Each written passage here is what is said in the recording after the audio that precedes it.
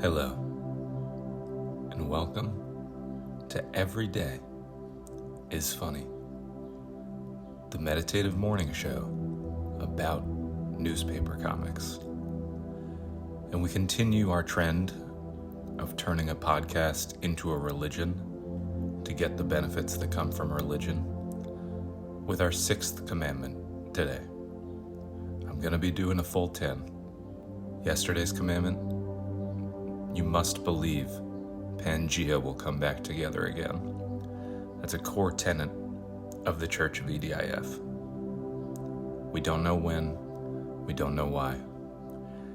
We're just blinded by this vision and we have to see it through.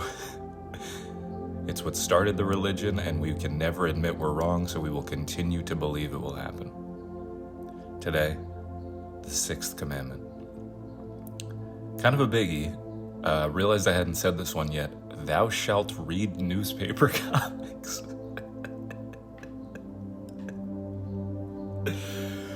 Like, kind of a big one. Yeah, you gotta read newspaper comics if you're in the Church of EDIF. I don't know how I forgot to say that. What did I start out with? Collection at an EDIF mass is $10 minimum, which is, that's cool. We got to keep the lights on. But I probably should have opened with thou shalt read newspaper comics. Maybe that should be number 1. Can I do a commandment swap?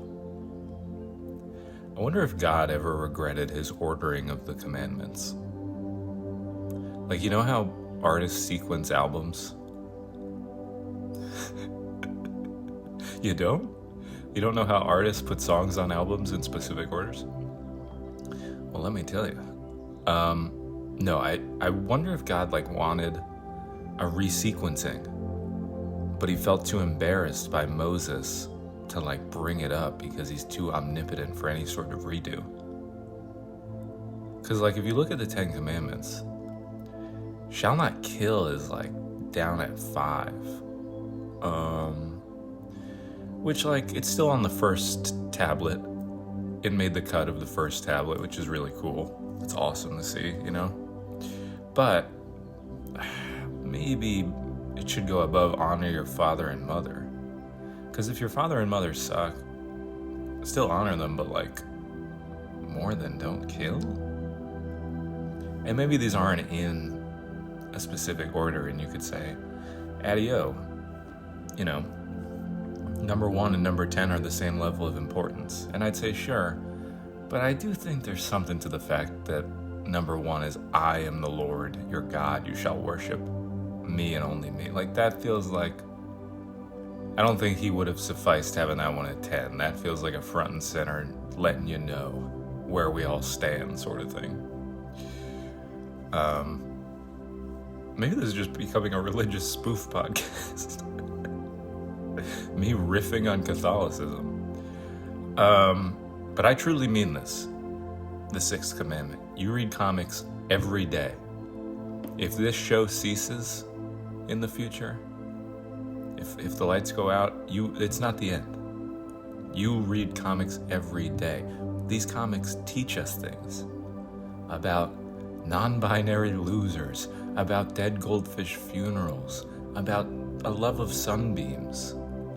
We need this information, guys, and I'm trying to bring it to the masses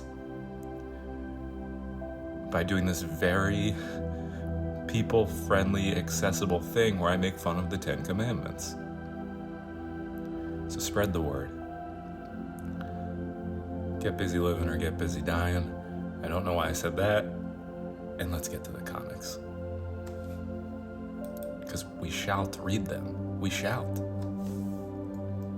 It has been nice to wake up every morning and say the words thou shalt, because never have I had an opportunity or reason to do that in the past, so that's just been an effing blast, I should say. Thou shalt. Try and find a way to work it into your own life.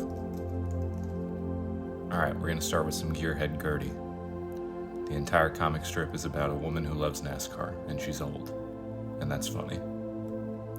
These are the kind of amazing things that comics teach us and why we need to be devoted to them.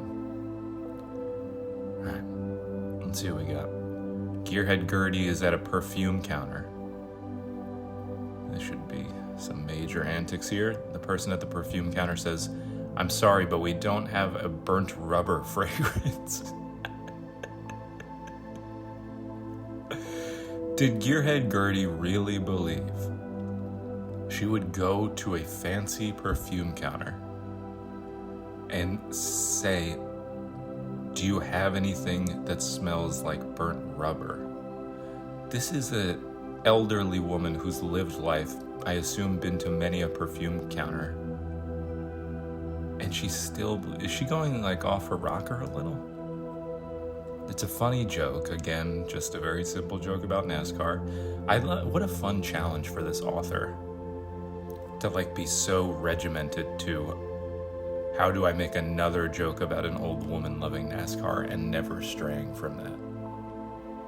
That's a very fun challenge, so I respect the hustle there. But Gertie, I'm sure there are other like car adjacent Pines. I know that's not NASCAR, but I'm sure there's something you could do. But you seem very stringent on burnt rubber or bust, and Gertie, I think you gotta go make your own fragrance.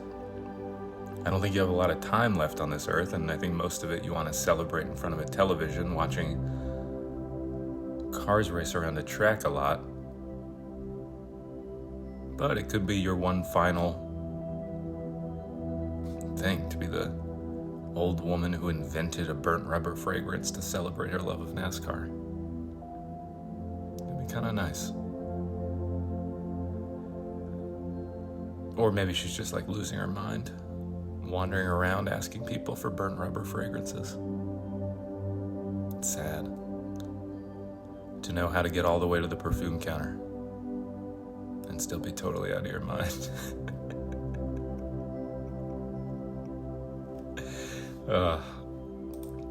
All right, Mary Worth time. Yesterday, we were still in this conversation between Wilbur and his daughter about how Wilbur's wife kicked his daughter out after she was going to stay with her for the summer. And all the blame is being put on this mother for reasons that are very vague and unknown. And that's basically what this conversation's been about for the last several days. All right, we see they're still talking. Wilbur is cleaning up the Chinese food leftovers. He says, "Did you and your mother argue while you were there?" What do you think, Wilbur? His daughter says, "We differed in our opinions about a bunch of things." Wilbur says, "Politics, food, boyfriends?" She says, "Everything." Okay, so you did argue them. See, like, when he asked, "Did you argue?" which, first of all, isn't it obvious they argued? Who gets along, agrees on things, and then has the balls to say, "Actually, leave my house. I don't want to see you"? Like, what do you think of this woman, even if she does suck? And then we differed in our opinions about a bunch of things, and then you go from a bunch of things to immediately saying everything with the most stunned look on your face. She looks like she's looking at a ghost in the kitchen. Like, come on. Can we flash tomorrow to like the mom's point of view? Maybe she's talking to like a friend, and the friend's like, "What happened with your daughter?" And she said, "I don't know. We had disagreements, but she just freaked out and flew the coop."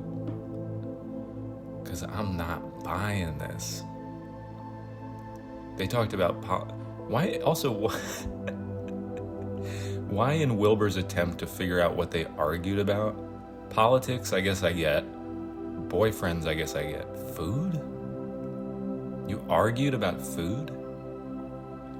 What about? I've never gotten into a heated argument with someone about food. Like, I like shrimp, I don't like shrimp, get the F out of my house. It's too broad. I don't believe this girl. And if it turns out that I'm wrong, I will not blame myself in classic male fashion. I think it's the work of the author not presenting the storyline properly, is what I believe.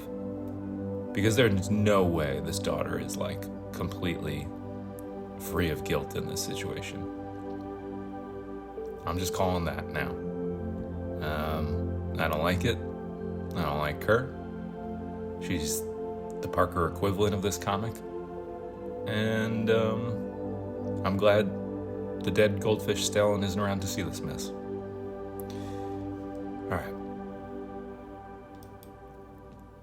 The Feast de Resistance. That's right, I'm talking about Rex Morgan, MD, y'all.